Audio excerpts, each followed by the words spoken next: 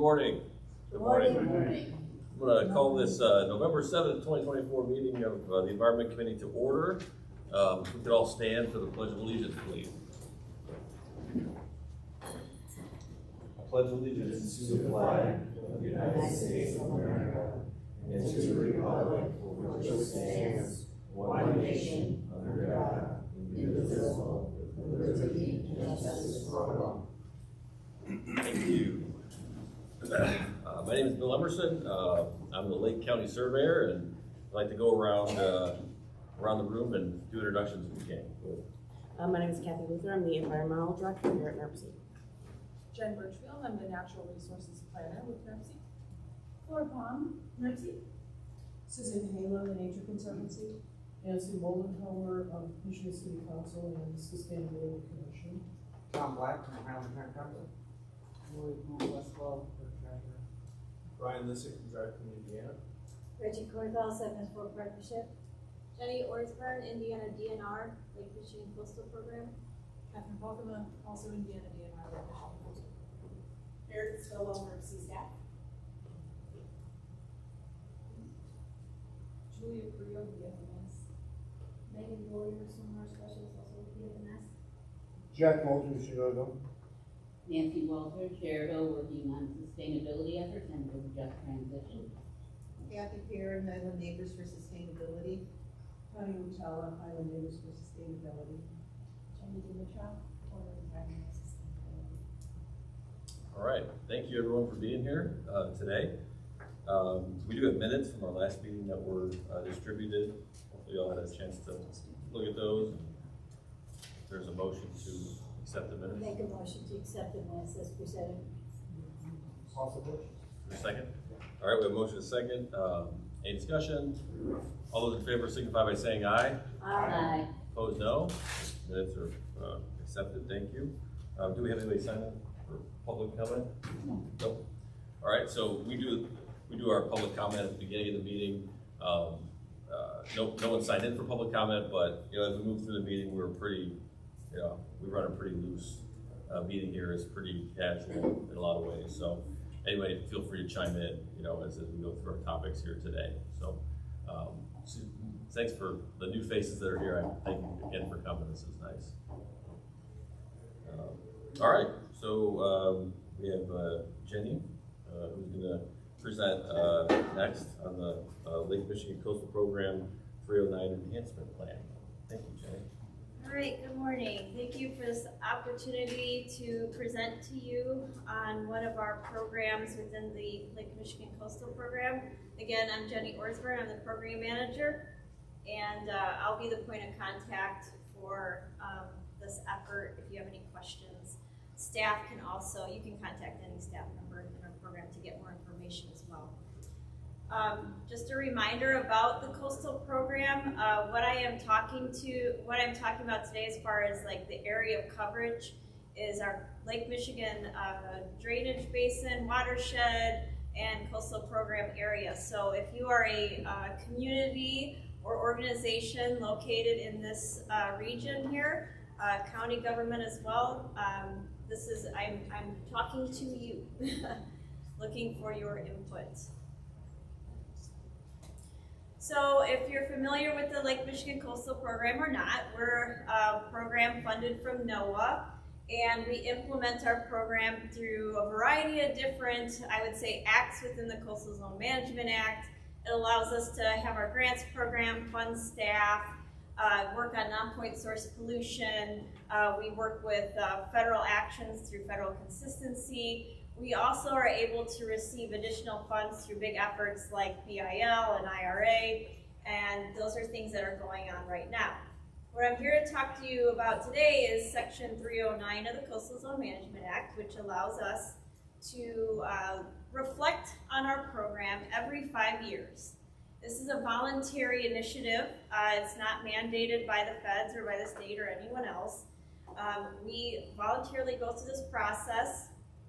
We look at our program and try to find opportunities to improve it. We don't have any new laws or anything that comes out of our program. We really are a coordinated program. We work with local communities and organizations So we really look to you to have input on how our program is implemented. And so we are doing that with this process. These are the 9 enhancement areas that allow us to reflect back on our program and see if there's ways that we can improve, do better, provide more resources, technical assistance, and improve coordination within the state to address some of these issues. So there's wetlands, coastal hazards, public access, marine debris. I'll go through these definitions, but obviously you know what some of them mean. Cumulative and secondary impacts, so impacts to the resources due to things like growth, community growth and development, special area management plans, Great Lakes resources, energy and government facility siting, and aquaculture. These apply to all coastal states, so some states may address some of these issues, some states may not. There are 2 that are starred here because at the national level, NOAA determines the priorities. So if a state wants to go down this path and engage in the 309 enhancement program, they say you do have to focus at least your efforts on 2 national priorities, and those are wetlands and coastal hazards. So one of the things that can come out of this effort is what's called a program change. And it could be a change to a coastal zone boundary. Like I said, I just showed you what our boundary is. It could be a new authority that's created within a state, maybe a new program, maybe local ordinances, again, because we implement our program through partnerships with local communities. So whatever you all decide that you do locally, that is also implemented through our program. So this is generally what that means, and if you have any questions about what a program changes, we can talk about it. The process for the 309 enhancement program, again, it's a 5-year process. We're wrapping up our last enhancement program right now. It goes through 2025. Some of the tools that you have seen come out of that program is like the Coastal Hazards Community Needs Assessment, which we worked with NERPC on, and they presented that plan. We also updated the National Wetlands Inventory for our coastal region and did functional assessments with that as well. So those were needs that were identified, and we were able to complete them through this funding that we received through this program. So what we're starting now is the 2026 to 2030 plan, and the process is simple. We conduct a high-level phase 1 assessment of the issues. We look to stakeholders to provide input on those issues, so that's why I'm here today. We are currently in that phase 1 high-level assessment, and once we take your input, we will then do a deep dive into the priorities that we've all determined. So obviously, like I said, there's 2 that we have to focus on, and maybe all of you agree that those are the 2 that we focus on. If you want to include a third, we can do that as well. But there's a lot of data analysis that occurs at the high-level assessment as well as the in-depth. And so we're looking at changes in the issues since the last time we went through this program. So again, wetlands, we can talk about percent change in wetlands. We could talk about growth patterns. We can talk about impacts to public access in the last 5 years. So once we determine that, we also identify opportunities and where we can use these funds to address some of the things that come out of there. Those result in things called strategies, and that's what we seek funding for from NOAA. It's non-match funding. We're able to try to implement our strategies over 5 years. We're on a pretty tight timeline. Like I said, right now we're in the phase 1 assessment. We look to have our draft submitted to NOAA by the end of November. NOAA then will, OCM means Office of Coastal Management. We will then receive input from NOAA on our draft, but during that time we will also be working on that in-depth analysis and tightening up some of the strategies that we want to do. The final assessment will be publicly available to all of you to have input on before it gets final submission to NOAA. And when they approve it, they're approving a 5-year plan with dedicated funding for each of the year of those 5 years. The first year will be implemented in August of 2026. So, let me skip this. All right. So this is, all of you are well versed in environmental issues. And so we sent forth a survey to all of our partners and stakeholders. You may or may not have seen it. If you have not seen it, here it is right now. We received about 13 responses, and we sent this to federal partners, state partners, local nonprofits, all the above. Again, it is not meant to overthink. It's not, there are no wrong answers. We are really just looking for your reactions as to whether or not these program enhancement areas are priorities for our coastal region. And if they are, we would like to hear from you that they are. And then we would like to hear from you what you believe the stressors are to those particular topics. So like for wetlands, we define those as protection, restoration, enhancement of coastal wetlands, creation of new wetlands, and then there's a definition that NOAA provides for wetlands. What do you believe are the stressors to wetlands in our coastal area? And what are some opportunities? And it is really just, what is your gut reaction to this? Because then we can take that information and distill it down and check it against some of the data analysis that we're doing. Coastal hazards. You've been hearing a lot about coastal hazards because we have funded a project through the needs assessment, where we are working with communities one-on-one, trying to understand how they're defining coastal hazards, how they view the impacts to their communities, and listening to what they need in order to address coastal hazards. Maybe there's some really good mapping or some tools or some data analysis and collection and imagery. All of that kind of stuff that's needed by a coastal community to react to coastal hazards is something that we can build into this program, because that makes our program better. We're enhancing our program to meet the needs of our coastal communities. Again, prevent or significantly reduce threats to life and property by eliminating development and redevelopment in high hazard areas. Does anyone know what their high hazard areas? Maybe that's something a community needs. And addressing any sort of type of ordinances or planning that can assist them to address coastal hazards. Again, what are the stressors? What are the opportunities? Public access. Attain increased opportunities for public access, taking account current and future public access needs. We talk about recreational, historical, ecological, cultural. That's a unique thing about the coastal program, is that we don't just address those passive natural recreation areas. We can also look at some of the historic sites that occur in our coastal area, because that's part of our coastal recreation, coastal program recreation and heritage. What are the stressors to those? Are there barriers for public access? What are some opportunities that you think exist that we can help meet your needs? Marine debris, again, the debris that's entering our waterways and our Lake Michigan. Maybe we can look at some of the sources of that, and maybe some education programs to be created.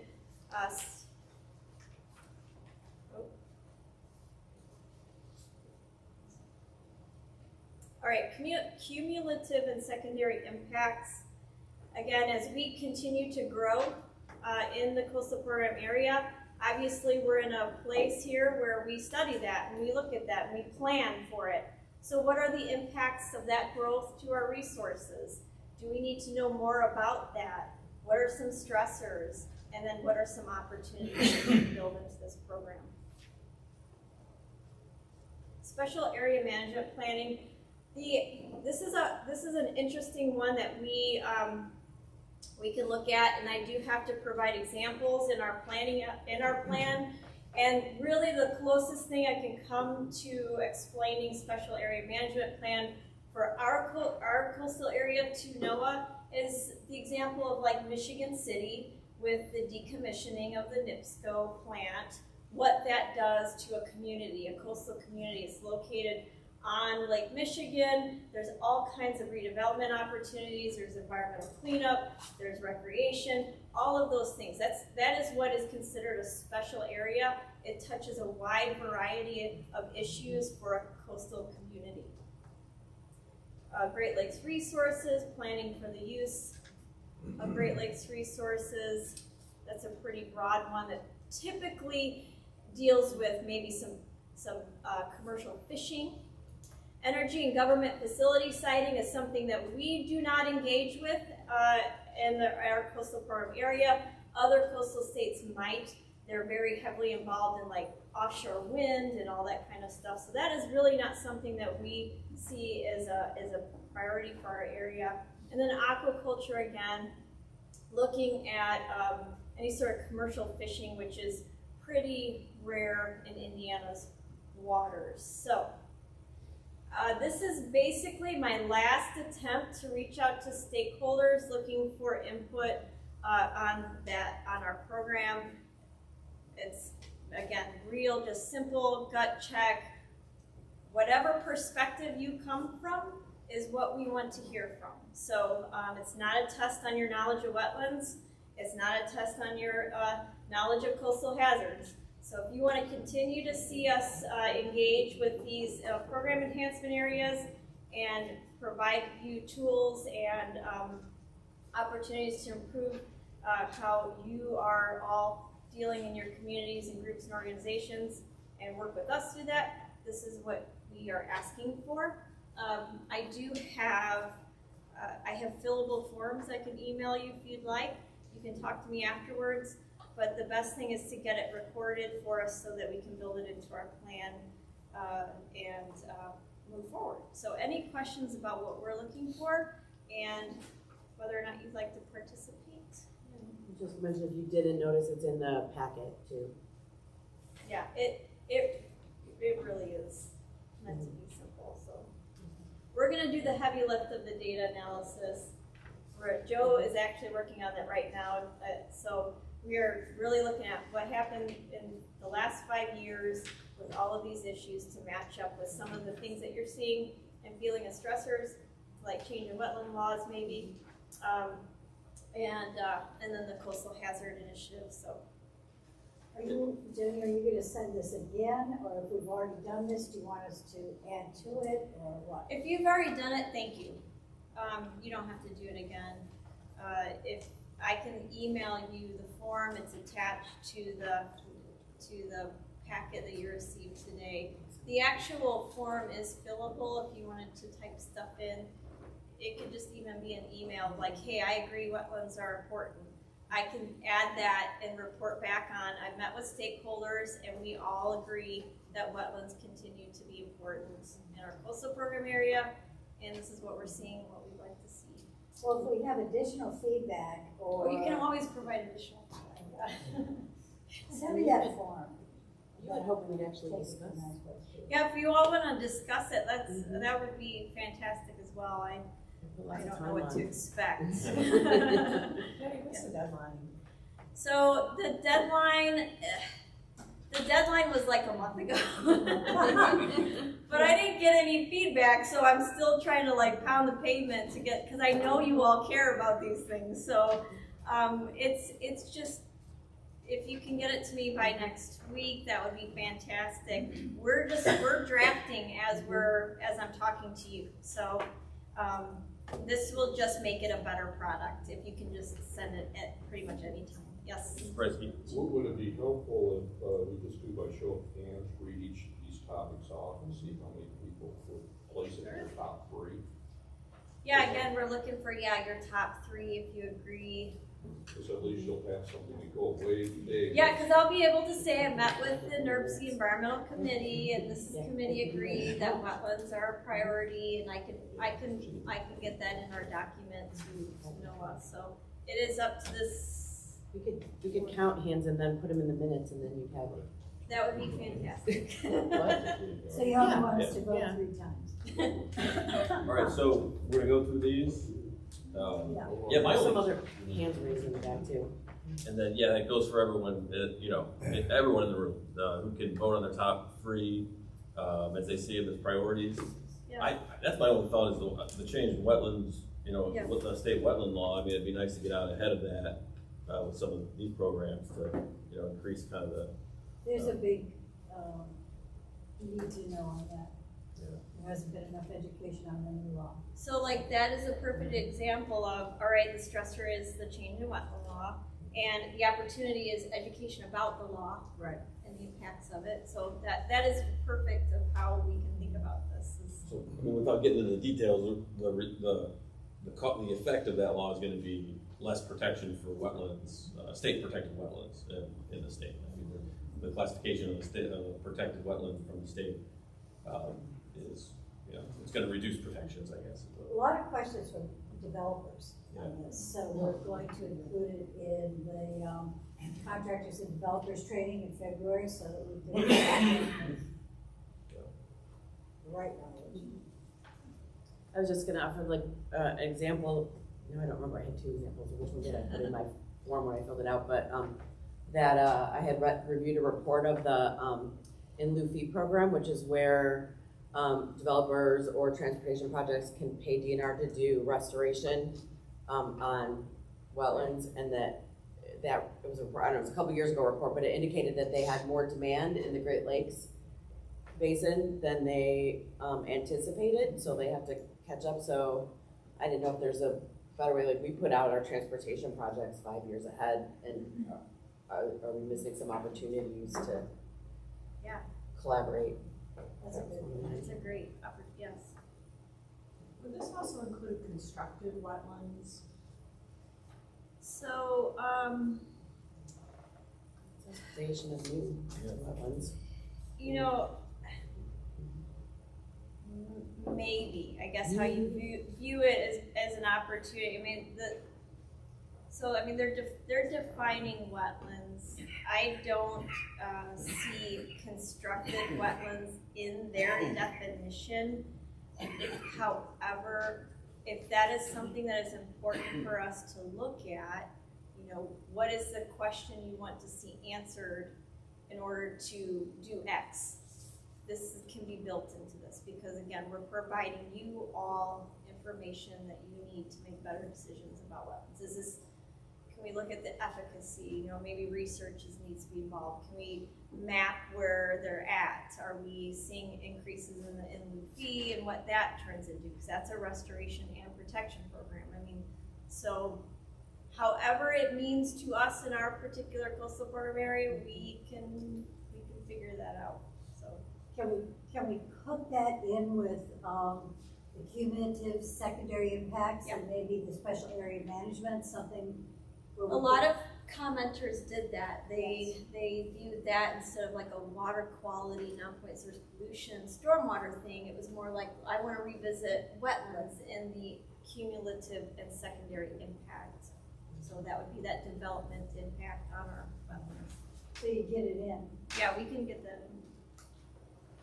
I would suggest too, you need a little bit clearer definition. As Susan was alluding to, I think, the definition of wetlands, creation of new coastal wetlands. You create them, you're constructing them, because either they are or aren't today.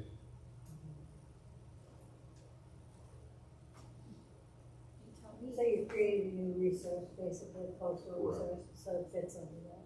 But hopefully you're creating a management mechanism with it, and somebody that can pay for it. Would a mitigation bank be considered a constructed wetland? I'm not quite sure. I would think so. All right. And maintenance thereof. Yeah. It's very expensive too.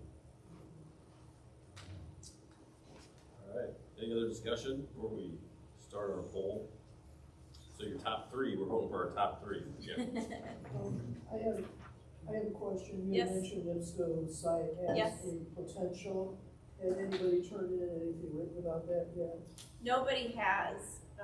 It's just something that I use as an example, but nobody has done that. And how that can be viewed as like, So we stand to receive about $78,000 a year for each year of this plan.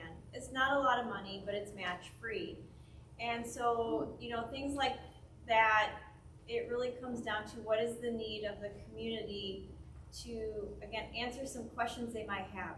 So is it recreation planning that's needed in a special area management plan? It could be a small component of that. What's the economic impact of transitioning of that use to another use in a coastal community? So it's a small amount of money that can maybe help answer some questions. Okay, since there isn't a lot known about that yet, would that fit under the energy and government facility sittings?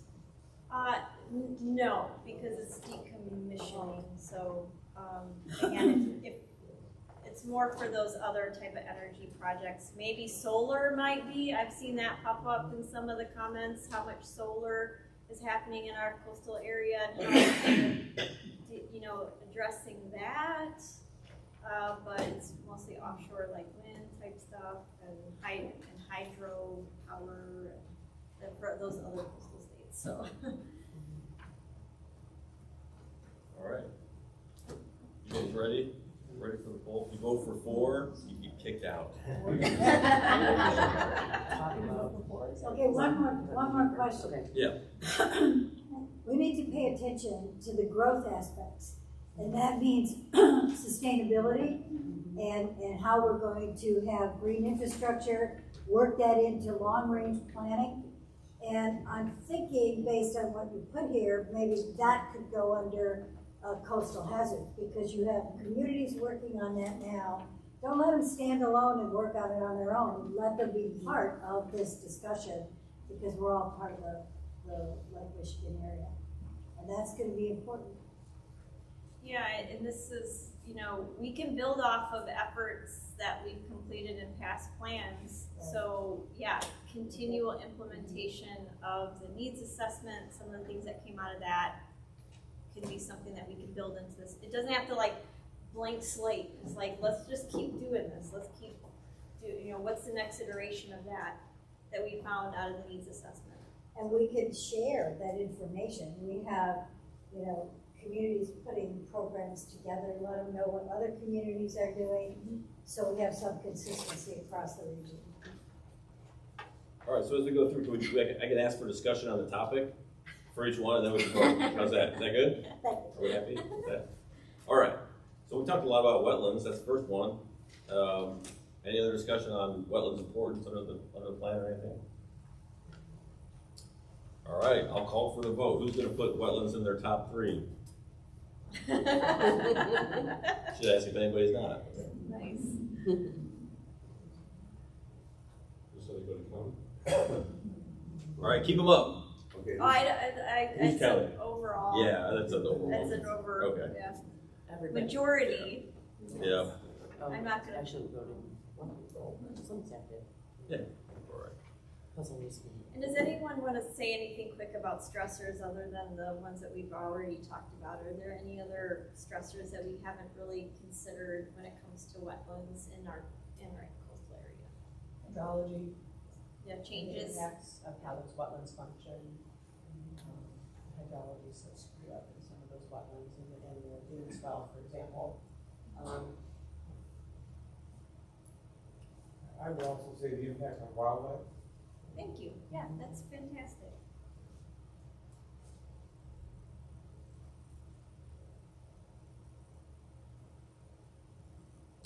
All right.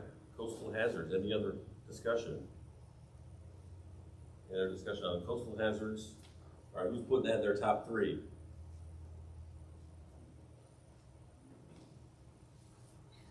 You can count? Yeah. I'm not counting. It's a majority. Only 11?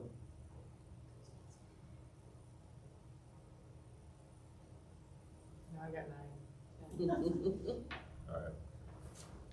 You're 10 or 11. All right. Yeah, so some of the stressors, again, if anybody has any just off the top of their head that I can just mark down real quick of, you know, what you see some stressors stressors are when it comes to coastal hazards or I think some it's opportunities. Development is a huge stressor. Is it a type of development or just overall development? I would say any development, whether you want to increase your access, individual housing, whether you're building something else, whether you're extending your marina, whatever it is.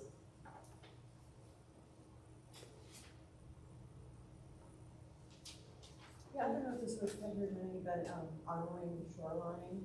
Yeah. Shoreline armoring, yeah. You know, I also fits under cumulative and secondary impacts, the biological impacts. Are they really fully being assessed of shoreline armoring? And ecological and biological, ecological, geological, all that stuff.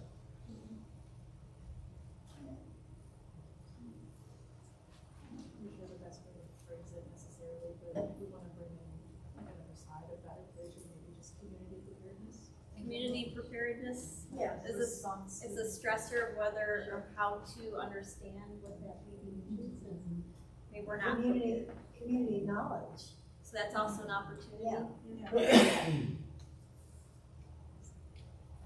The stuff we saw in the needs assessment. An opportunity. Yeah, and this is also one of those areas, like, when you hear coastal hazards, it's kind of like it feels a little outdated because we're talking more about coastal resiliency now. It's where we've kind of changed into that sort of phrase and what that means for coastal community resiliency and the ability to withstand, you know, those impacts. So you can think about it in that way as well. And wetlands also play a role in And there. that you don't have to be on the beach to do this. Yeah, If you're in the Lake flooding Michigan and watershed and you're contributing to that development and runoff, then you're part of There's it. flooding issues. Yes. Well, impacts of the public trust factor and, you know, really understand, the public really understanding, you know, where they own the beach. You know, when you have those lake level changes, it can get very confusing. So one of the initiatives that come out of something like this is that we are furthering our Lake Michigan program, regulatory program, permit program. So what do we need to do that? We need better shoreline imagery, we need LiDAR, we need to understand how the shoreline is moving, and we are doing that right now. And it's because of efforts like this that we're able to build that up. Again, these tools and resources to provide you all to make the decisions that you need to make in your communities and work with the state on permitting issues. So, yeah. We have the best public trust factor in the Great Lakes. I will quote We need you to on make sure it stays. that. My concern is often when we have shell ice, people don't know where that. Safety is. issue, yeah. We've got safety issues where they can access it.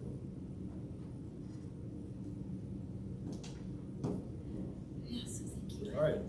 Any other comments on coastal hazards, stressors, or opportunities? Okay. Moving on to public access. Any discussion? You might have. Oh, yeah. Well, that would be in my top three. I would want to make sure, and one of the stressors is privatization. Private development. Making sure that the public has access. George. Public access kind of ties into a couple of things. I frequently get complaints, further south about 149 and the access in the Lake Michigan area through the parks. It creates a tremendous traffic hazard and that sort of thing. I don't know what kind of planning you can do. Buses can be, set to alleviate some of the traffic problems, but that's something that I hear, not only, although we do have a lake in our community, and that's another issue we have for secondary and public access, in aquaculture. So, it all kind of ties into a number of the other things too. Are you referring to like the queue coming in, or what? Yeah, well, you can probably address it better than I can, because all I know is I get complaints that they're back up for 3 miles, or they spend an hour in line. trying to get into. Couple more gates at the end. Nice. So The those national are. park. Come on. So visitor use management, right, that is definitely an issue with public access to our beaches and shoreline and coastal communities. So yeah, that's absolutely something that can be considered. Yeah, it's, in my view, it's a critical infrastructure need, but how do we address it? I don't know. Well, part of the issue is the limited amount of parking. Well, sure, we'll just add more parking lots everywhere, right? We'll just add more parking Goes lots. against item. Then what were you saying? Absolutely not. That's why people are illegally parking in Beverly Shores, Ogden Dunes. Porter. More so in the other communities where they get ticketed and then they can't understand why Yeah. they got ticketed. They didn't have a parking pass for that community. Yeah, try a pilot of transit from like train station parking to the beach. Dunes Learning Center was piloting that, but then I think they ran into that shortage of bus drivers that, I don't know if that's still ongoing. There was a really shortage of bus drivers for a period of time. Depending on the day too, the South Shore parking is often full. So Well, yeah, and that was before, I mean, there's been a lot of changes. Yeah, but that's a great idea. Yeah, absolutely. I apologize for being late, and Kathy, it's at 10. I just got off a 45-minute interview with Great Lakes governors and premiers who are working on a campaign to better bring the lakes to the communities. And an overarching economic and environmental component, if they're using a term blue economy, which does not really resonate with John Q. Public as to it's not about a business making money, it is the economy as a whole. And some of the opportunities that they were talking about, you all have trained me well. I brought forward the fact that the communities can't access our lake as easily as maybe some of the other states can that are completely surrounded by Great Lakes. And as such, that we may not be the most aware community groups of the lakes and what Lake Michigan means to us beyond knowing that it might be there with regards to recreation, economics, environmental, maritime, etc. And so I will get back in touch with Jenny and her team and go over that a little bit further, but I just want to let you know, at least for once, I was delayed because of something related to work. Well, thank you for representing us. If I could give you a perfect example, Please. I know it's so in East Chicago, you cannot walk to the lakefront. No, you can't. There's no way to get to the lakefront. So, it kind of leads to another topic, and that is equitable access, to the lakefront or even to green space for that matter. And then, we have an opportunity with the bike trails, which are, connect a lot of green space. But those linear trails, think about how many linear trails we have, how much linear green space through trails we have in this area. It's fantastic. But are we looking at managing not just the trails, but the green space along those trails as well, as an opportunity to, do some restoration? Or I know that NIPSCO is doing, they're transforming a number of those trail sections that follow their right-of-ways. But are we missing opportunities, to create more access to green space along those trails? I'm really excited. Every single thing you've mentioned, we've done a plan for. So Yeah. we need to brush them off and figure out why they're plans and not projects. Right. One of the things we did with our drainage board is in our right of ways for our regulated drainage, we'll use pollinator seed mixes instead of just the ryegrass that was thrown out before. It's a little more expensive, but that's just so much green area that can be improved and made to be more high quality. Same with the trails. That's a great idea. And Kate, did they compare what some of the states are doing? Ohio has some regulations on the development of Lake Erie and the shoreline, and they have a lot more access there. So I'm wondering did they talk about individual state? These were individual state interviews, so it was just Indiana on the Okay. call. I do want to emphasize again that, it's easy when you hear the word coastal to think of just the shoreline, but we need to extend way far south into Lake County and, those northern portions of the other 3 counties. So there are other areas, if you feel within your county or your towns that are off the lake, where you could use some public access, exploration, study, data collection. Well, there has been a group with the Tourism and Visitors Bureau on the Salt Creek project, and Portage is Right. where we're looking to start, so I'm sure you're aware of that, but going down the line, and depending on growth and some other factors as far as water availability to make the stream navigable, it could go down to, if we go down Shorewood Forest, Valparaiso downtown, and it could be an economic boom as well, and it's the center of our region. Yeah, So, exactly. things like that, but then that would be access all the way along. It's a major concept, but it's been done in other communities with rivers predominantly, but Salt Creek could become a very nice facility for kayaking. It does have Fishing and. it's got salmon in Yep. it. It's a great fishery. Don't have to worry about parking, just take your canoe or kayak all the way up to the lake. Yeah, just Well, don't launch into someone's yard. There's a lot of challenges with private ownership Right. and that sort of thing, but there are also a lot of parks in Portage that we already have accessibility, so, but that's a major long-term project. Yeah, it's a great way to think about it. I mean, with all the river, stream access and improving upon it for multiple reasons, could be something we can continue to explore. All right, then discussion on public access before we vote. And just because if you burn your 3 votes early, like I think I'm about to do, we can still discuss it and, things later. But, all right, so for public access, who's put that in their top 3? Got it. That's awesome. All right. All right, moving on. Marine debris. Any thoughts on that? Any discussion? We know it's an issue. We know that we have a plastics issue in our beaches and trash issues and other things. I mean, it also could be natural debris through storms that hug the shoreline that get washed through, but there are other organizations that maybe do a better job working in the marine debris sphere than maybe us. Would that fall into the category of the grant about the protection of the sunken ships? Could. See, it could.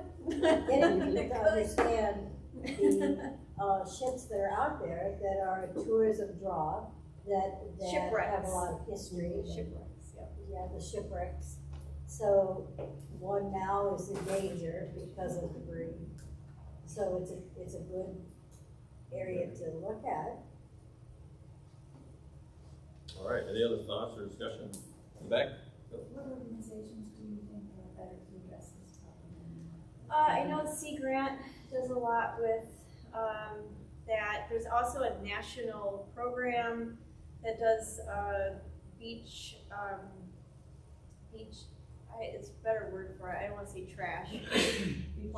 Cleanups. Beach network cleanups. Yeah. And IDEM does some work with it too. Yeah, the marina program does that. Right, yeah. Recycling materials. Jenny, does the Beach Act Fund have a pot for debris, addressing debris? I don't know. And We if could it- find out. If it does or doesn't, the Beach Act does a lot of good things, like for East Chicago's beach and the E. coli situation, taking birds that people love to feed. But it's not fully funded, so if any of you ever had an opportunity to influence and mention to any of the federal offices that they should appropriate everything that's been authorized, that would be advantageous for us. Okay. I'll find out. There's a group called the Great Lakes Plastic Cleanup, and that's some Sea Grant funds go from there. So, I just want to mention that for That's awesome, thank you. You know, has the coastal program ever done anything related to that, or? Wondering. Not through this program, and I don't believe we have funded beach cleanup efforts. We've engaged more on the beach combing initiatives for like E. coli reductions, but not for that. It could be a public access improvement issue too, setting up stations and different public access sites to make sure that they're doing, cleaning up. I think Michigan City, we might have done some trash lids. Yeah. I was gonna say, there's been a couple of grant Just programs, stuff like the funding, like 306 funding, that has touched on like little accessories to a cleanup kind of effort, but I don't know that we ever funded like a volunteer day to go do a beach cleanup, not that. Are we doing any work with the city of Gary on the access to the lake through the steel, the new opportunity they're looking at to do that? Every 5 years we get contacted about it, and we offer our services to assist, and that's as far as we Are you saying access? go. Something Harbor. I'm sorry, what? You mentioned access, but you were facing that way and getting hard of hearing. Oh, I'm sorry. I just had a conversation with Brenda Scott Henry and Gary, and there's an initiative about creating a public access. They're not ready to share a whole lot of it yet, but it's gonna go right down Broadway, through area that the steel mill is donating. Yeah. All right, any other thoughts on marine debris? All right, call for the vote. Go ahead, if that's one of your votes. We can only do 3. The rule, right? Top 3. Top I need 3. your top 3. Some of them overlap a lot too. Yeah. Which is fine, and that's okay too. We can build that in. You can still fill out a questionnaire and as a separate. Oh, that's true. Yeah. Is that double voting? I will take input where I can get it. Would you consider combining a couple of these? Follow up on this. Yeah, we can follow. All right. Will we have a number to contact you to follow up? Yes. Okay. Thank you. All right, cumulative and secondary impacts. Any thoughts on that from the group? Want to vote on marine debris? Oh, I'm calling for the vote. Okay, we'll do that again. Anybody who wants to vote for marine debris, raise your hand now. We Good? do a half. Yeah. We have 1.5. All right. Just 1.5. One. We can split the vote. Yeah. All right. All right. So now we'll move on to Thirds and thirds and thirds. yeah, cumulative and secondary impacts. Any thoughts on that from the group? My thought is that special area management planning and cumulative and secondary impacts probably should be combined. Good A lot of this idea. depends on Yeah. the city planning. Porter County, hopefully, we're on the cusp of doing a comprehensive master plan. It's been 25 years since we've done our last one, 24 years. And I think we found the funding to do it, but one of the things we should consider is whatever properties are unincorporated Porter County that we can affect at the same time. The municipalities have to consider how they're going to develop their areas,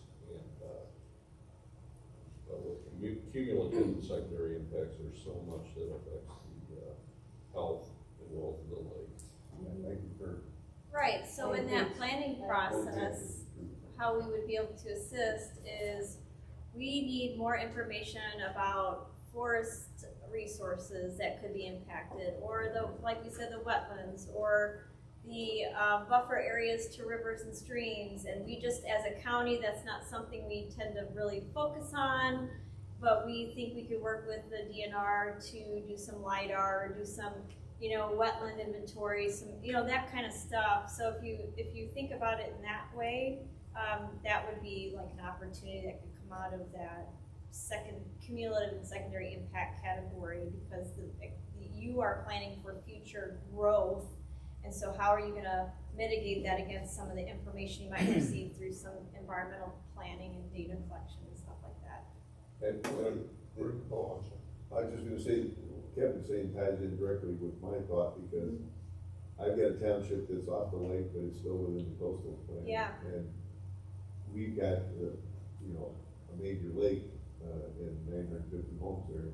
So that is a comprehensive plan for that community, for our community, is something that would be, critical.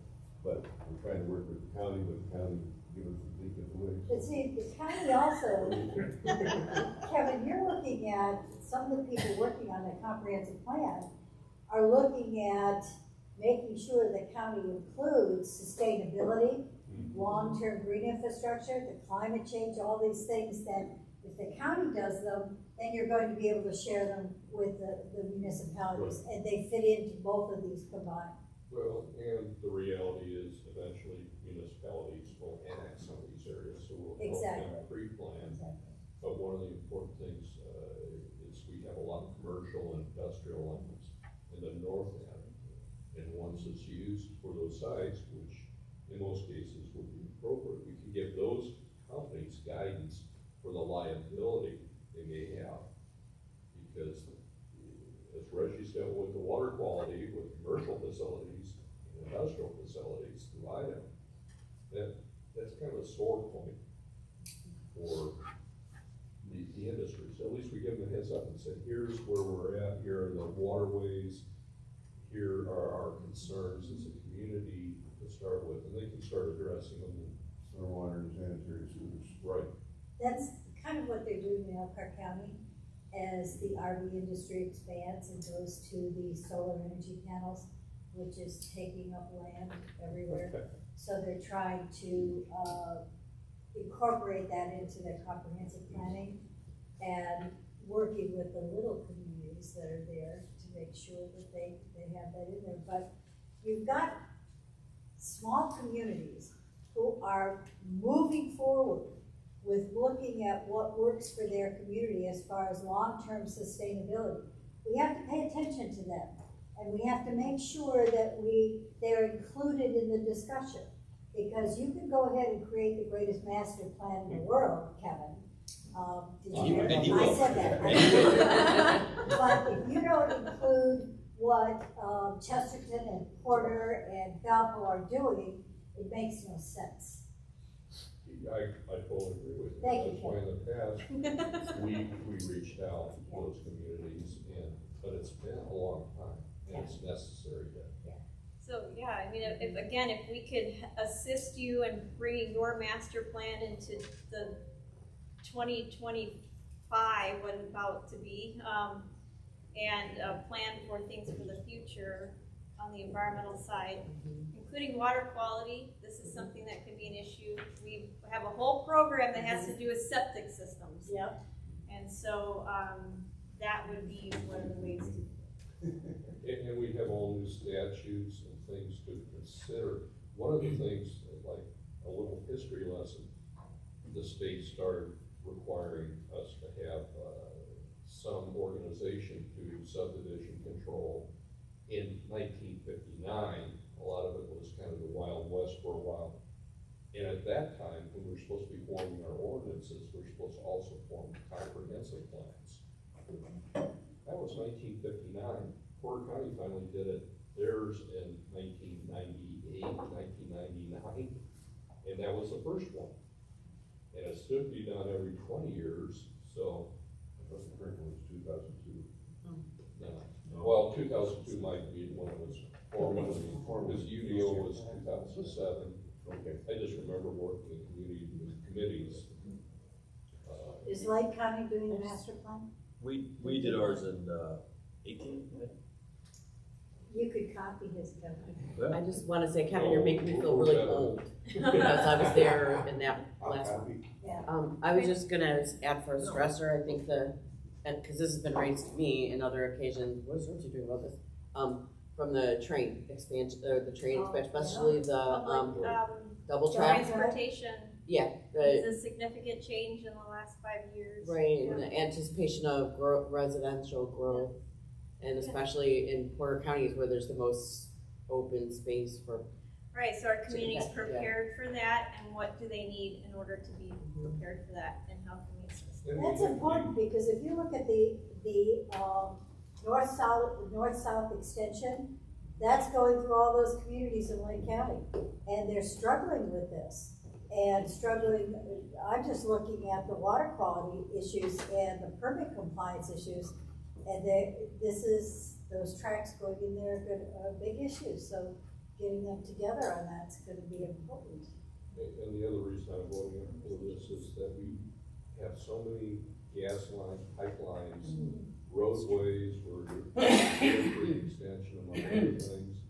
We're doing projects in Lake County as well, road projects that eventually will impact Lake Michigan.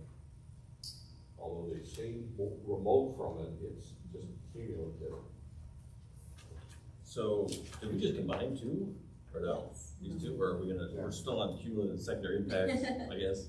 I don't wanna, I feel like I'm adjusting your list here, but we're going. No, it's, I need to be able to respond to all these categories regardless, so I'm taking your information and I'll be including it in the report. So you could say that the request or the recommendation was to combine these two? I cannot modify the categories. Right.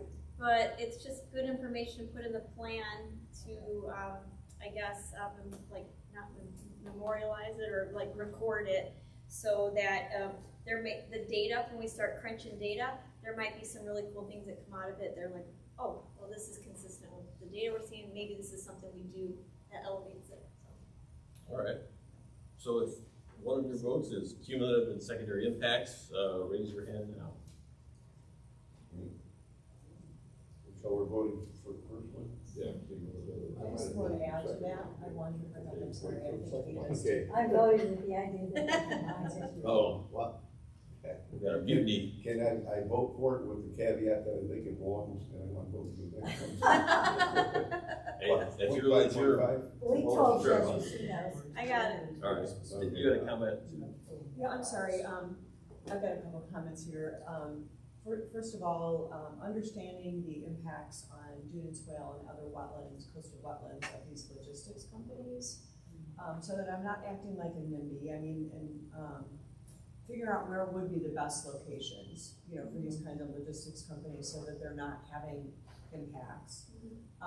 Same thing with these data centers. I said to Kay a couple weeks ago, what is the impact on the Great Lakes Compact? These data centers draw a lot of water, and are we thinking about, those impacts? And so, so then where would be the best places in the area, because they're not going away, to have data centers. And then, but the port traffic is going to be increasing significantly. That is a. I'm not against railroad, I'm not against, shipping logistics, but it will have impacts on access to my community, I'm sure. And what does that mean for coastal resources? I don't know. I don't know. But Well, the new bridge too, the opening of that new bridge is. So that is perfect for a special area management plan, like the port development expansion that they have planned. What does that mean for Indiana communities? And then how do we engage, and is this an avenue in which we can do it? All right. So I'm gonna call for, the special area management planning we kind of have been discussing. Any other thoughts? I have a thought. And thank you, Nancy, I'm sorry.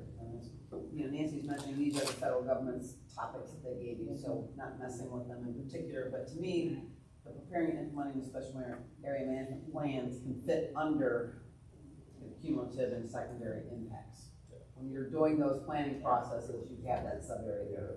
So I just think if we're gonna be smart about it, not worry about messing up Jenny's Categories. vote counting categories, just recognize that we don't wanna lose that and tell people that it goes there. But yeah, I mean, but this is a unique topic area because you can actually think about a specific area. Like, you don't have to think about a broad brush thing like this, the impact one. It's like, I am thinking about the port. I am thinking about Michigan City. Is there something in Lake County? I am thinking about this thing that's going to happen in my community and how, like, what is the bigger impact of that? That's why I'm voting for Union Township, so. Just Union Township as a special area. The whole township. The whole, okay, all right. Union, yeah, the new town. All right, so any other thoughts on special area management planning? All right, if that's your vote, see your hands. Oh. All right. You're a rebel. With the caveat of what I said in the last. It's connected, yeah. Thank you. All right. Motion and Great Lakes Wait a Resource. second. Oh, sorry. Sorry. No. Sorry. This also ties into energy and government facility siting, and I brought this up before, and that is, I would love to see more effort put into, proactively planning for, putting renewable energy on brownfields before they're even remediated, so that it's designed in advance and not, oh, when we cap on there, we can't do it. So helping developers understand the opportunities, designing it in, working with regulators to make sure that it's considered during the design process or whatever, remediating that site. Would that go under then a special plan? Yeah, that's what I was thinking, special planning, but also energy and government facility siting, it's kind of. So something to think about that is to also look at not only the planning efforts in communities, but the regulations that are included in that. So the environmental regulations, the energy regulations.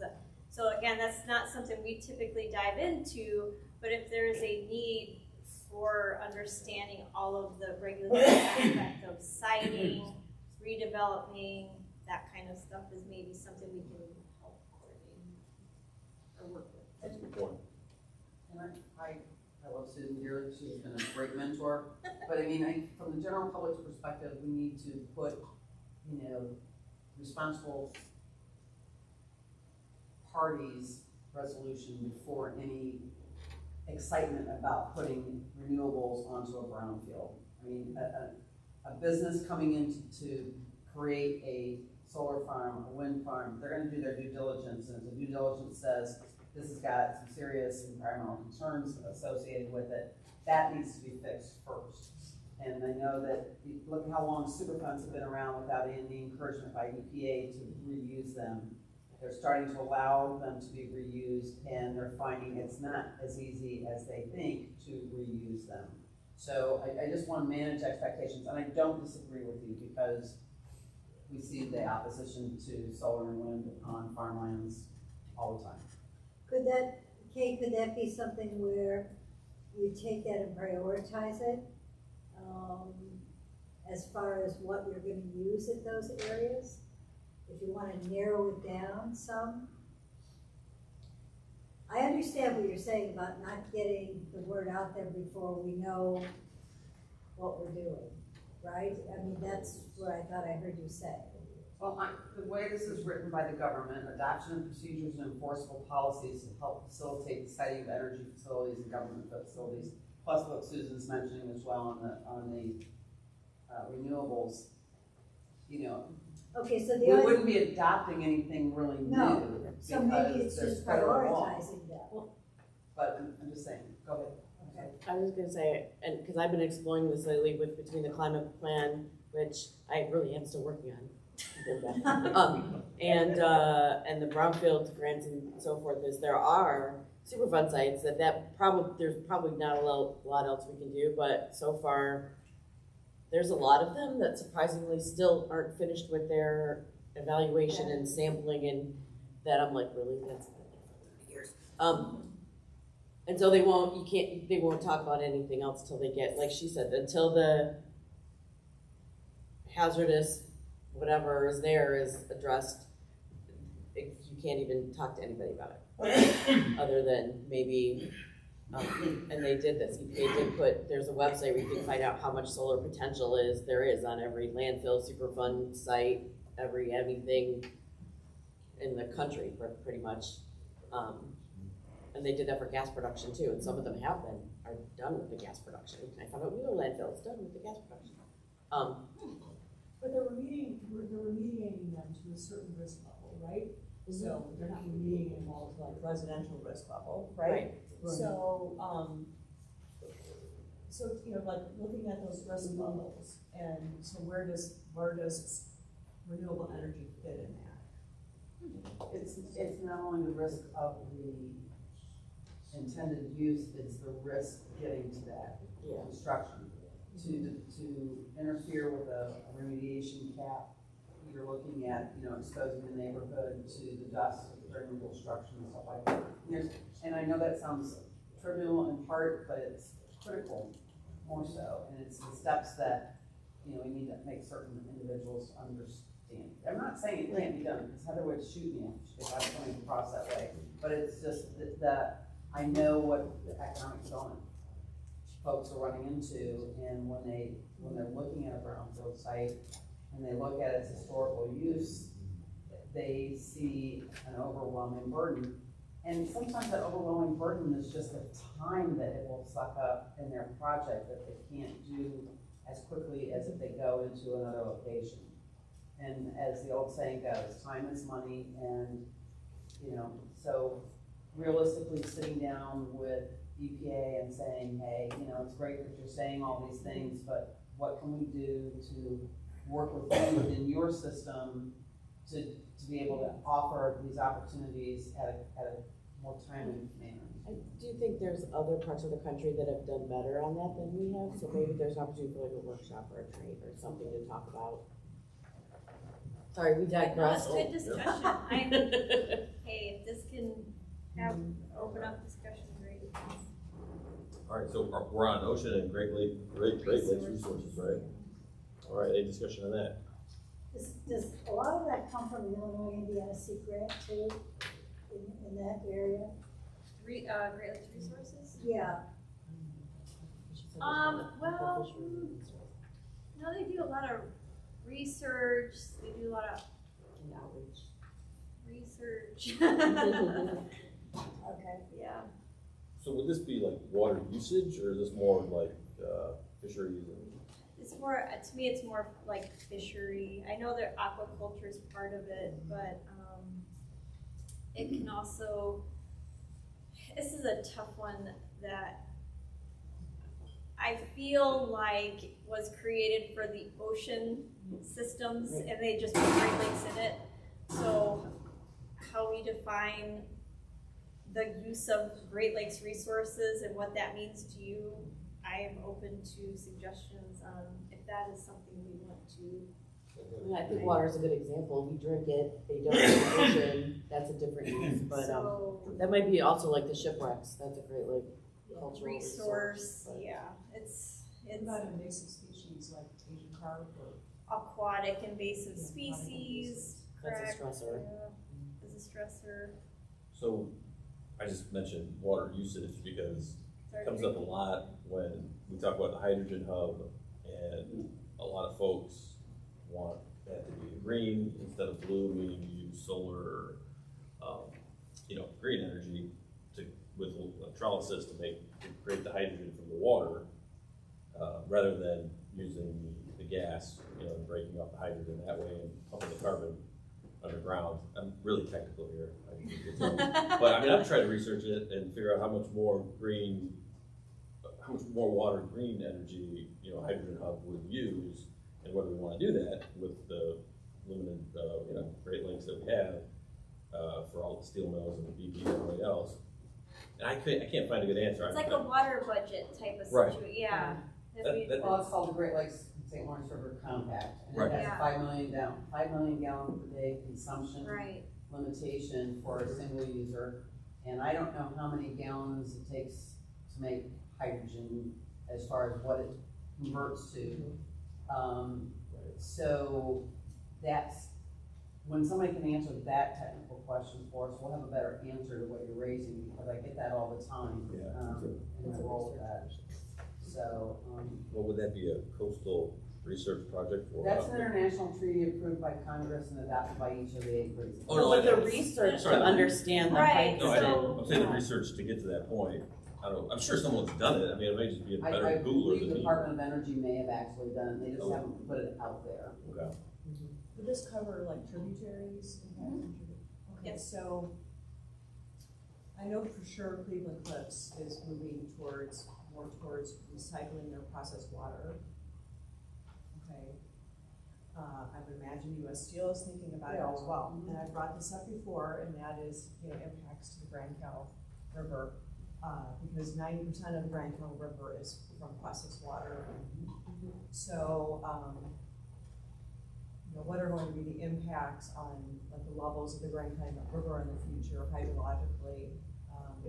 If US Steel, for example, went to recycling all of their processed water, and you don't have that water going to the Grand Cal, it's just, what are the impacts? Right, so then what would be needed in order to understand that? What sort of tools, data, would be an opportunity? That's another one of those share the information issues, if somebody's doing something, we need to know what they're doing. Connie, do you have something? To that point, there's a nonprofit called Industrious Labs that has just finished up a 16-person cohort, a sustainable steel cohort, and one of their researchers' names is Hillary Lewis, and I believe she has done research on the water usage for the hydrogen hubs, and I'd like to put her in touch with you, Bill. Yeah, that'd be great. Thank you. All right, any comments before we call for the vote? Yes. It takes 2.5 gallons of water for a kilogram of hydrogen. How did you know that? Did you look it up on your regular? I just- Google machine, that's his job. How many kilograms of hydrogen do you need to run a blast furnace? Yeah. We need to have trivia day at the Yeah. EC. That's why the focus has been on blue hydrogen. That's sort of my understanding, but I know there's a push, to go the other way, but. Right. And then I'm having billions of dollars invested in this too, so. Correct, yeah. But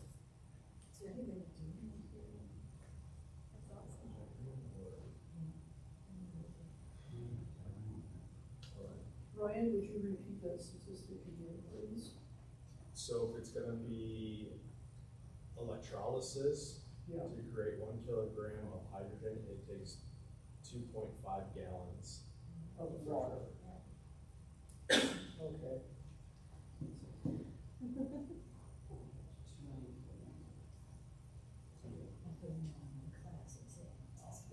Would be a quick pop quiz later.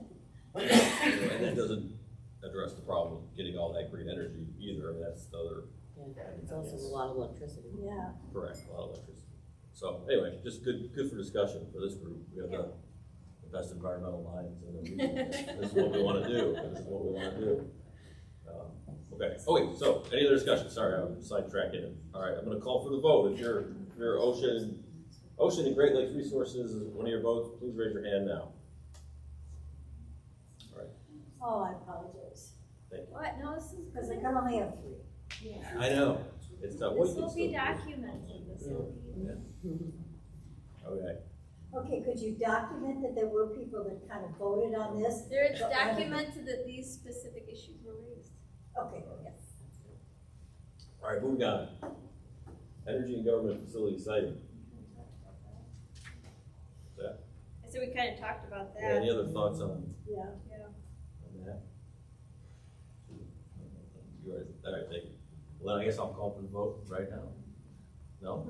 Oh, Reggie, you did something. Have 3. I know. They're all important, we know they're all important. I'll vote for it because I came in late. Oh, yeah, that's right. So- So many of these have reasons why they're of value, but So Jen's got to figure out how she does implement some resources.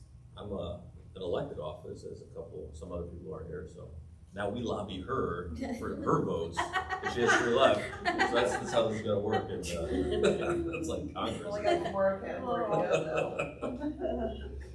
All right, so, energy and government, facility siting, raise your hand if that's one of your votes. All right. We got 1. All right, and then aquaculture, right?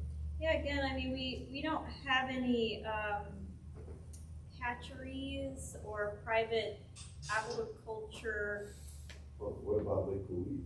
businesses, What about Lake Louise, private shoreline forest? but it's not a fish farm? Fish farm. Fish farm, right? Well, we stock it. Well, Doesn't the East Chicago Park Department have one going in their park facility? Yeah. Yeah, Greenhouse, it is- they were it gonna is do a little enough. aquaculture. They're planning it, but, and they used to have it, but it's not up now. so it would be for like commercial sale, like, I think, what is it, tilapia is a big Yeah, thing that's tilapia, being. yeah. Well, Yeah, tilapia is being used by the pond. And Sea Grant, again, is another entity that works a lot, they provide a lot of research and funding for this. I think historically, we've had issues down south Mississippi, Louisiana, Oh, where they yeah, have catfish farms. there's some flooding. Got flooding. Carp All the way cans. up. So now we have electric fences and, maybe had it Just as an FYI, the Grand Calumet River area of concern is going to be introducing some sort of mussel into the river, and so I would suggest that you talk to Michael Spinar, and I'll put my 3rd vote there. Yeah, I'm plugged into that whole network, yeah, I'm not sure It's not zebra mussels. where we would fit this in, it's like a habitat improvement indicator species, something we wanna see native come back, and so it's, and I know Park Service is working on it, and. But if it's something, an industry you would want to see developed in the region, then you have to educate people on the industry. And you have to let them know the benefits of establishing an aquaculture facility. There is an individual in Portage that is working with the city of Portage on a certain land area they want zoned, and they're going to put an aquaculture facility in it. Hydroponics or aquaculture, like raising fish or raising plants in water? I'm just checking. Raising stuff, Fish or plants? both. Okay, thank you. Oh, okay. I'll show you where it's at. It's secret. Well, they might have to work with the Indiana Department of Natural Resources on this. I was not aware. Yeah, make sure they're not raising an invasive species. Well, yeah, absolutely. They're working with Purdue. Yeah, oh, so if it's, if there's a Purdue connection, it's probably. We're also on YouTube right now, I think, so no secrets. All right, any other, oh, sorry, Mike. So similarly to what Reggie was mentioning, obviously water quality connections to mussels, improving anything to do with water quality so that the native mussels and the higher quality mussels can survive. Is that related to this? Because that would be like if someone was interested in then raising what native mussels as well. Not in this category, right? That one I have a hard, it could be under cumulative and secondary impacts, right? Okay. Like what you're talking about, there's an impact to the resource, the waterway, we're seeing a negative impact to our mussel populations.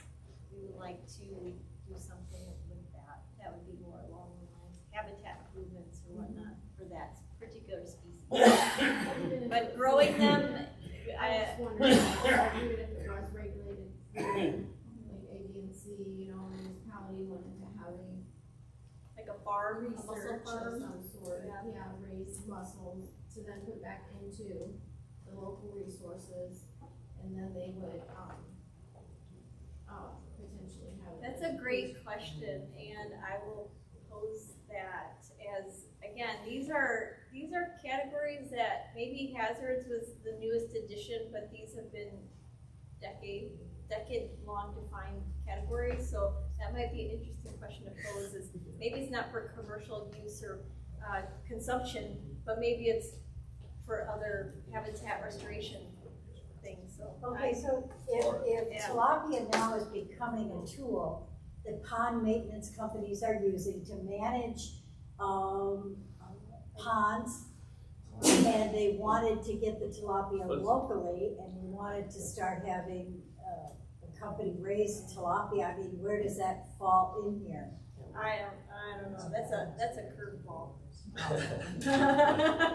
From Red? No. I didn't show up here expecting to hear that. All right, we're gonna call him for the vote. I don't know if there's any votes left. I didn't even know about it until a month or so ago when I went on an inspection. Let's keep learning and exploring this story. Throwing tilapia in there to manage I'm the sure, pond. we're working on it. Ryan, our last comment, then we'll call the vote. Oh, no, that's my vote. Oh, you're voting, all right. Your vote is Hand up if you're, what's aquaculture. No hands? Oh, we had Ryan and George, all right. Okay. Oh, and Kay. I've only voted for it 4 times, so I've exceeded my 3 votes. Oh, geez. All right, the rule is. Food industry. I'm sorry, you're out. Yeah. All right, thanks everybody for helping us go through that. Anything else? Good discussion. Yeah, this is very good. Thank you very much. Thank you very much. I That was, Long time on that. we did spend a long time on it, but it was good. It was good, I think, so. All right, moving on. Project updates. I was actually gonna ask Charles Oh, Charles. to give an update on the NOFA transportation applications. Thank you, Charles. That may or may not be assigned to this committee to review. Which is another important function of this committee is, our comments on the rating of the. Yep. Okay. Charles, thank you. No problem.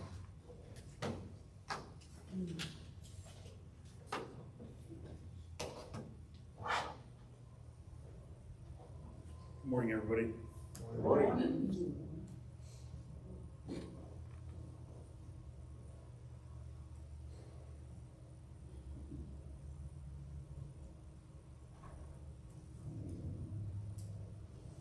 So, we recently had our NOFA. There's a notice of funding opportunities. So, yeah, thank you. So our notice of funding, which is basically our call for projects. What we had 26 projects that were given to us. And these are the ones that have EMPC or the Environmental Committee are going to be reviewing. Some of these I'm not sure about. There's a couple of them that may be questionable. This one here, Van Pool, for instance, I'm thinking that might be more of a transit project. We have a culvert replacement, which is using Protect funds, so that falls under here. But it is mainly a roadway project. So, like I said, those are the 2 projects. The other 3 are looking to be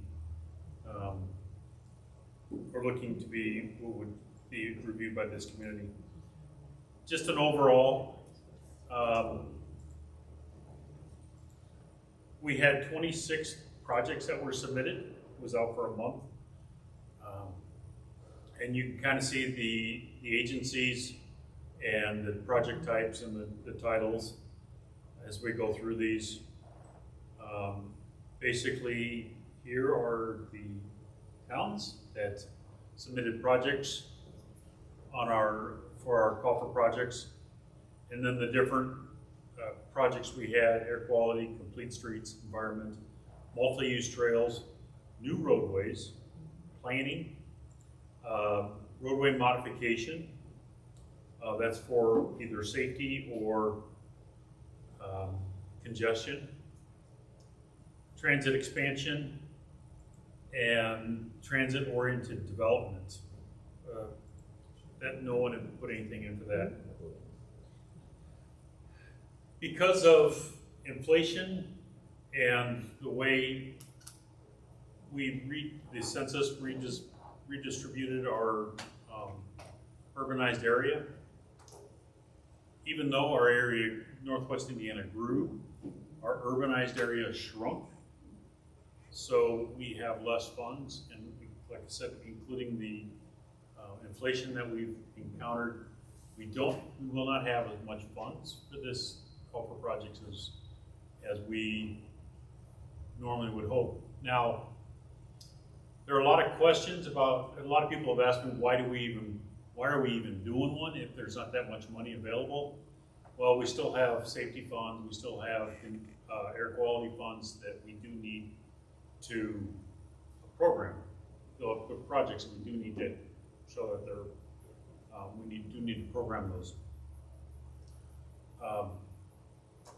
So at your next meeting, it'll be just a working group and looking at, you'll probably bring those communities in as you did 2 years ago and discuss with them their projects. Everybody submitted an application and it was scored by them. And staff will look at those scores and then reach out to the committees or those communities and say, whatever the question may be, you claim 5 points, but we only see 3, or we see 0 points. Can you explain why you claimed 5 points? And yay or nay, we don't like that, that's not a good answer, so we're not going to give you the points. However, when it goes to the committee, in this committee, you can look at those questions and decide as a committee whether or not those points should be awarded to that community. A question. Yes. Of all of those projects, you're only asking us to look at the Cedar Lake Environmental Project? No, you will be looking at probably the Cedar Lake. That's a questionable one. We need to discuss that internally. Cedar Lake has vehicle emissions equipment. They're looking for 3 heavy-duty off-road equipment, I believe, off and on-road. They're looking for a wheel loader, a Vector truck, and a street sweeper. NERC would like to start up a van pool, and that's working with the different businesses so that much like PACE has, where they'll give you a van if you have a large amount of people or a certain amount of people that are in your neighborhood and would like to use a van pool to commute to work. That's similar to that.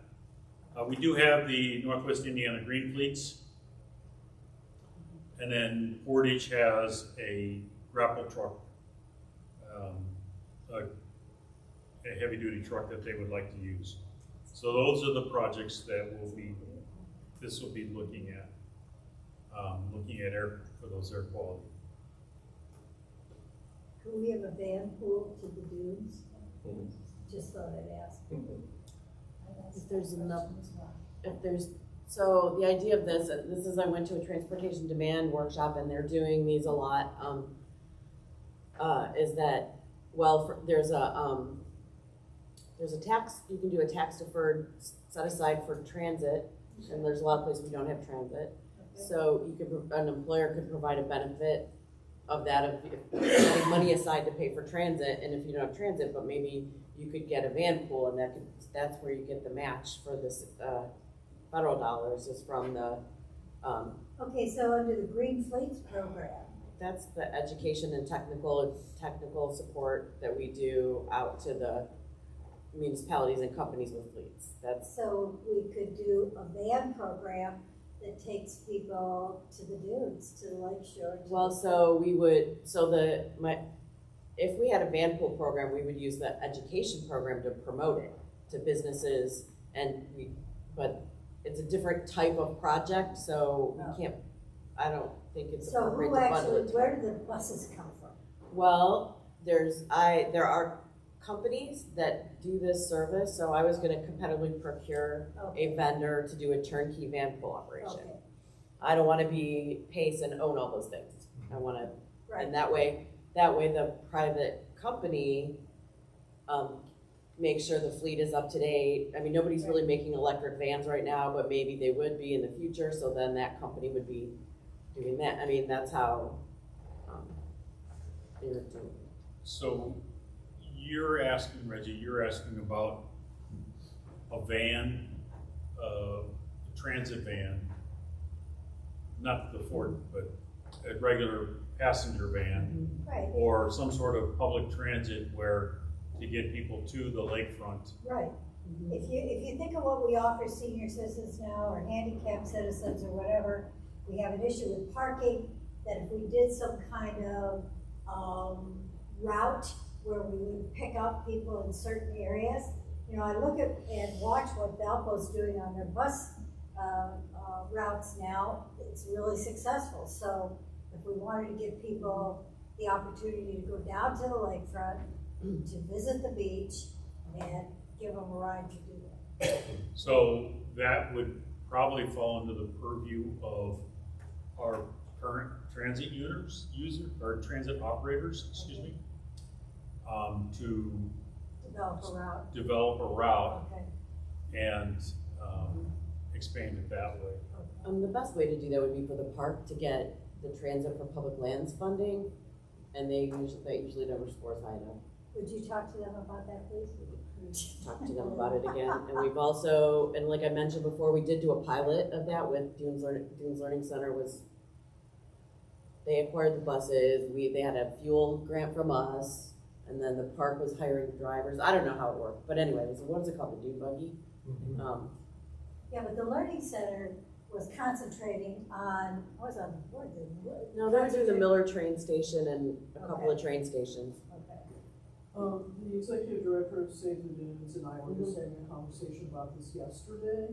And I'm president of Save the Dunes, so I know that this is seriously being looked at, and they're trying to look at developing some sort of a plan for the park overall. That we realize there's a parking problem, and that probably there's a need to go to a shuttle type service.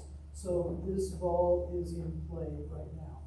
For LaPorte County, for Michigan City, or for the whole area? For the park. For the whole area. Okay, thank you. Thank you. I would appreciate being looped in on that, because I think we're required to coordinate with federal transportation. It's just initial conversations Okay. at this point, so it's between the new park superintendent, Save the Dunes president, and then there's somebody else that's also involved in that. Yeah, there's the Indiana Division of Federal Highway person, that's the And Jen, you know all of the Transportation and Public players Lands. with Save the Dunes, correct? Yeah. Yeah, so Jen has all of the contact information. I just think we're required to cooperate with planning for the national parks. Understood. Transportation stuff, so. Understood. Sorry, that's All right, no. So we just wanted to ask who would like to be on a working group to review these in more detail. And help us do the scoring. So we do not have another regular EPC meeting scheduled in December. So that's a question for Charles if we meet. What's your timeline, Charles? We weren't gonna meet till February. So you would just need to meet in December, January. I would like to propose just only looking at our calendar Okay. for this room and our calendars. Okay. And kind of trying to stay with the theme of meeting on Thursdays. We could throw out December 19th. Would that be sufficient? But then we have to, okay, we could do a working group, or would that have to be an EMPC meeting? Because if we have to make a recommendation. It can be a working group because all of the other committees Are doing working groups? we had developed this in the past with the topical committees, but now those topical committees have gone away. And they went away this past, just a few months ago. The NOFA, the Call for Projects application was already developed. So instead of pivoting the application and redoing all the applications, we are planning on having the previous topical committees operate as a working group. Of the transportation committee. So this would be a working group of the transportation committee essentially. Well, you will make this topical committee this working group would make recommendation to the transportation committee in February. Okay, not, or because March. the environment committee isn't having a regular meeting until February, because January Right, is. so you could do an environmental working group. Okay. Anyway, So, December and just, 19th. and meet with the communities that are requesting funds and, kind of talking with them through the project. Make sure that you're happy with the projects that they're putting forward. I think, when you have communities that work this hard to put this together, I mean, coming back on December the 19th is fine for me to make sure that they get the answers that they need. Otherwise, you're gonna have elected officials sitting there pulling their hair out, so let's just do it. Works for me. Any objection to December 19th? 10 a.m. Here? Yes. All right. Thank you. Was that everybody here? So it's maybe, I guess, whoever wants to come. If you're here, you're on the committee. Yeah, You're the working group. The work group was usually just, yeah, the board. And we'll announce that to the environmental. Yeah. Right. And for, Say it, like, Joe. some of the commissioners that are newer to our meeting, that, there'll be a lot of different meetings. I don't know if you have project applications in, or if you want to have a project application in the future, it might be useful to see how we make the sausage. To an extent, so, but it is not a official public meeting like these. All right, any announcements?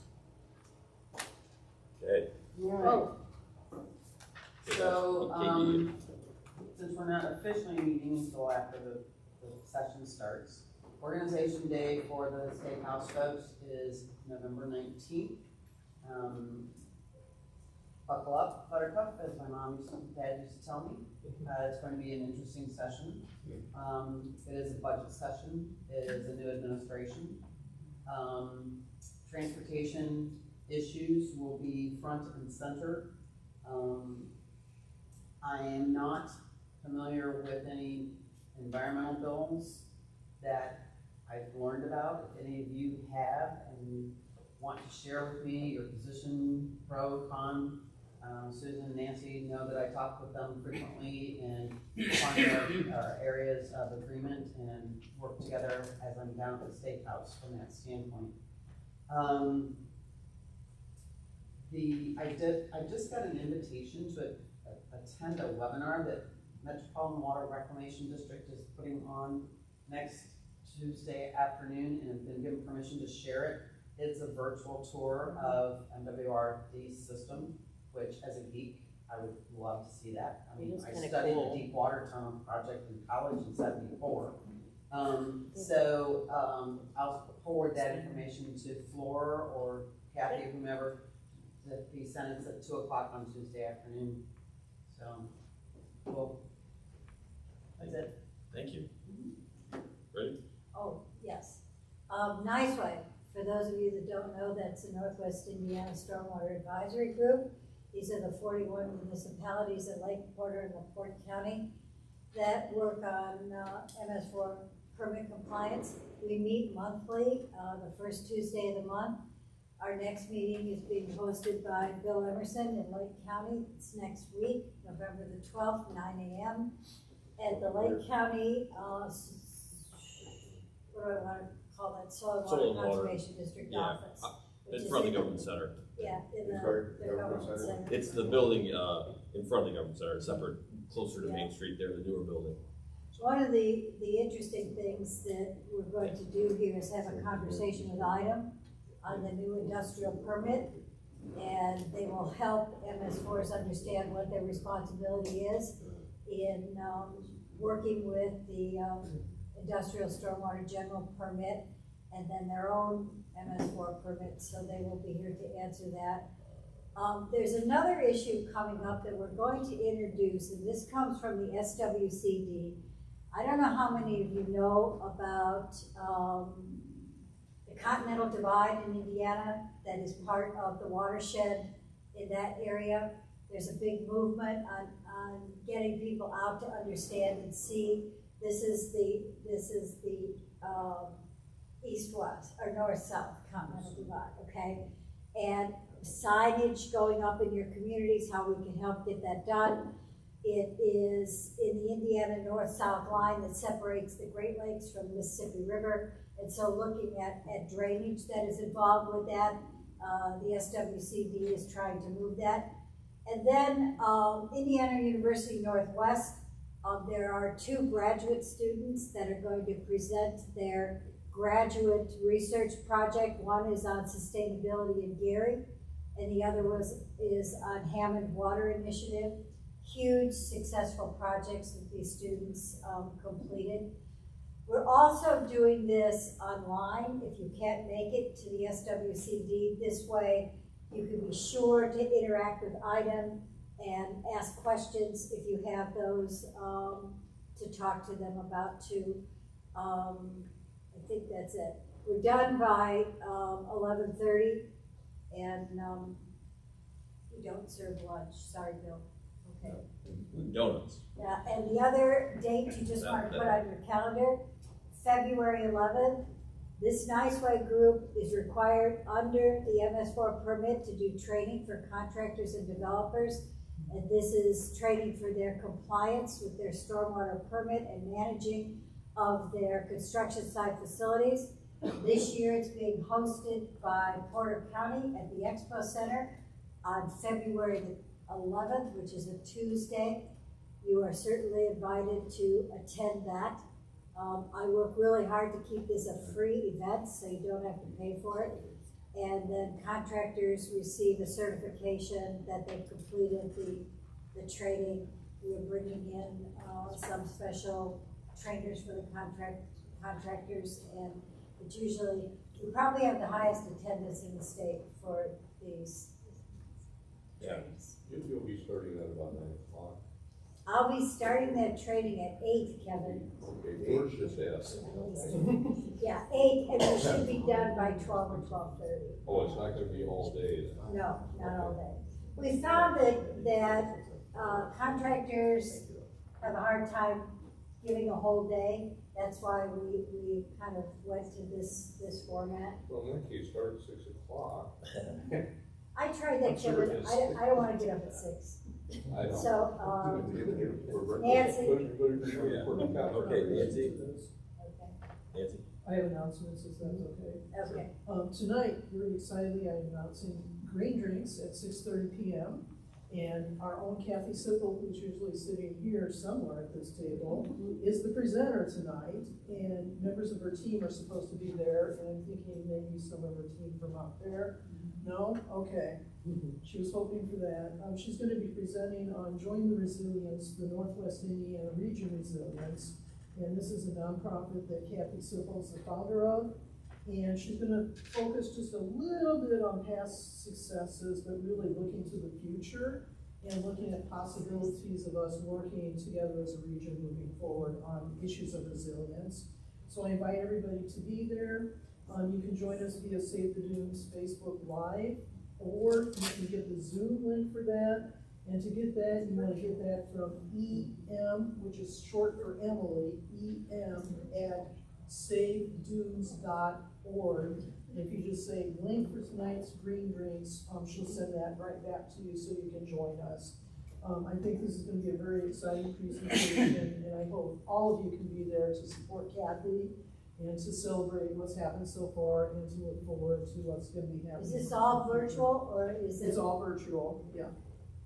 In our permanent virtual format, and we keep saying that. Yes. Well, I'm sorry. Oh, I'm sorry. Questions? I was gonna make an announcement. I'm Oh, sorry. well, I'm not done yet. And I'm turning this into an announcement because there was a very nice newspaper article in the LaPorte County Herald Argus, and this was about the extremely successful electric vehicle ride and drive event that we had with Drive Clean Indiana.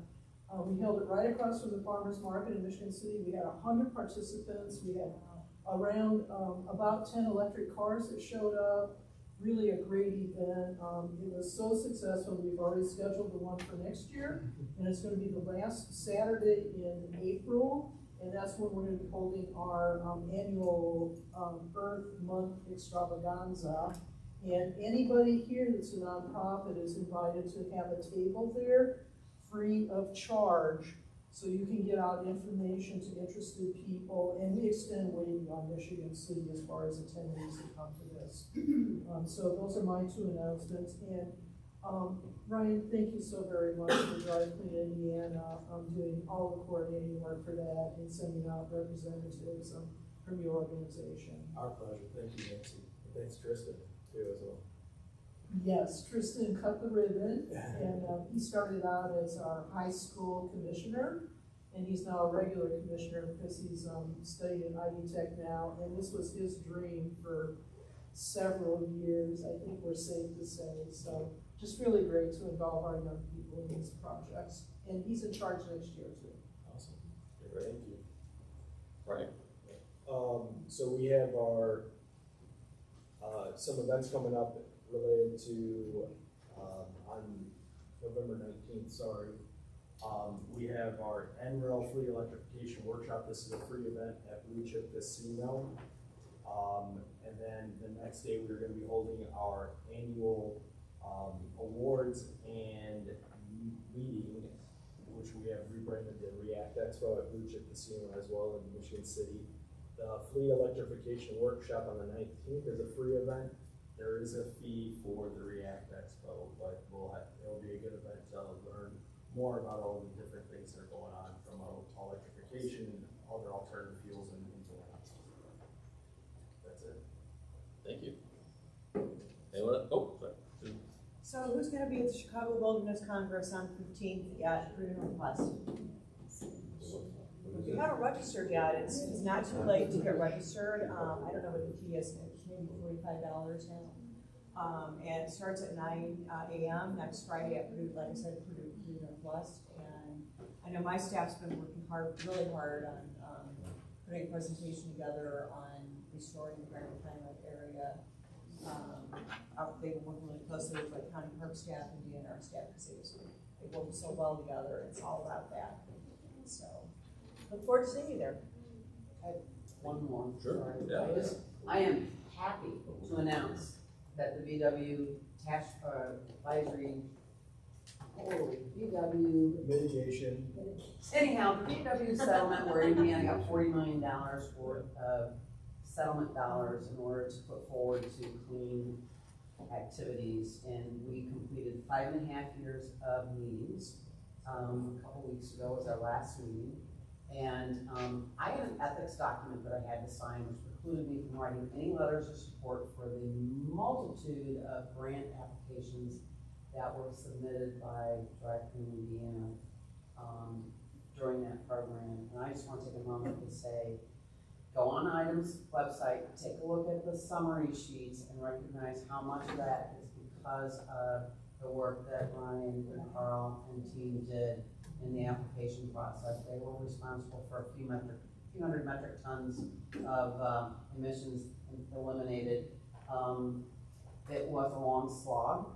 I'm originally from ITEMS, that I would compliment the ITEM staff down there. Many of you know Scott Maloney and Sean Seals. They took very good care of us as committee members as far as reviewing all the applications that came forward, letting us know what were the pros and cons of all the applications so that we made good decisions. And I'm very proud of the work that was accomplished with what turned out to be closer to 45 million after a few interest pennies were pulled into play. So I'm done. I just wanted to say in response to that when you talk about the project that says NERC Green Fleets, air quality education, that's paying for Drive Clean Indiana to provide the technical support to put all those in and to do an EV thing. So I'm trying to say that's why that project is really important. Well, thank you very much. And yes, that does lead to a lot of the different deployments, and it helps a lot on the application side and the managing of the grant post award. And yes, a lot of great projects have come from that, and majority of the funding stayed here in Mercy territory, so that's a good thing. Thank you both for your work on that. Yeah, just an addendum, those two, electric vehicle chargers we have in Michigan City that we cut the ribbon on. Those were a direct result of, grant funding from that also, so thank you. Those are, absolutely, and that was VW settlement funded. Exactly, That was a group application we put in through NERC, I didn't get to vote for any of them.